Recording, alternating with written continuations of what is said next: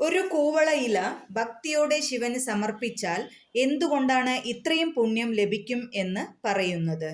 കൂവള ഇലയുടെ ഈ രഹസ്യം നിങ്ങൾക്കറിയാമോ? ഹരേ കൃഷ്ണ, ഞാൻ രമ. എല്ലാവർക്കും എൻ്റെ യൂട്യൂബ് ചാനലിലേക്ക് സ്വാഗതം.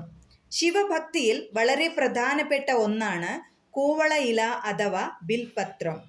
മൂന്നിലകൾ ഒരുമിച്ച് കാണപ്പെടുന്ന കൂവള ഇല ത്രിമൂർത്തികളെയും ശിവന്റെ ത്രിനേത്രത്തെയും പ്രതിനിധീകരിക്കുന്നതായി ആചാരപരമായി കരുതപ്പെടുന്നു.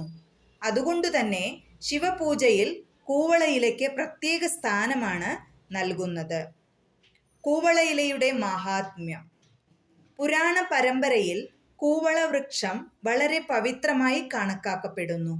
ശിവലിംഗത്തിൽ കൂവള ഇല സമർപ്പിക്കുന്നത് ഭക്തി, ശുദ്ധി, ആത്മീയ സമർപ്പണം എന്നിവയുടെ പ്രതീകമായാണ് കാണുന്നത്. കൂവള ഇലയുടെ 3 ദളങ്ങളെ പലപ്പോഴും ശിവന്റെ ത്രിശൂലം, ത്രിനേത്രം, സത്വ, രജസ്, തമസ് എന്നീ 3 ഗുണങ്ങൾ എന്നിവയുമായി ബന്ധപ്പെടുത്തി വ്യാഖ്യാനിക്കാറുണ്ട്.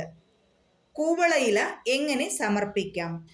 ശിവപൂജയ്ക്ക് കൂവള ഇല എടുക്കുമ്പോൾ സാധ്യമെങ്കിൽ പുതിയതും വൃത്തിയുള്ളതുമായ 3 ദളങ്ങളുള്ള ഇല തിരഞ്ഞെടുക്കാം. ഭക്തിയോടെ ശിവലിംഗത്തിൽ സമർപ്പിച്ച് ഓം നമഃശിവായ എന്ന് ജപിക്കാം.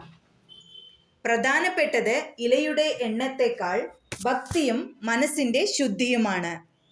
ഭക്തിയോടെ സമർപ്പിക്കുന്ന ഒരു കൂവള ഇല മഹാദേവന്റെ പാദങ്ങളിൽ അർപ്പിക്കുന്ന ഹൃദയത്തിൻ്റെ സമർപ്പണമാണ്.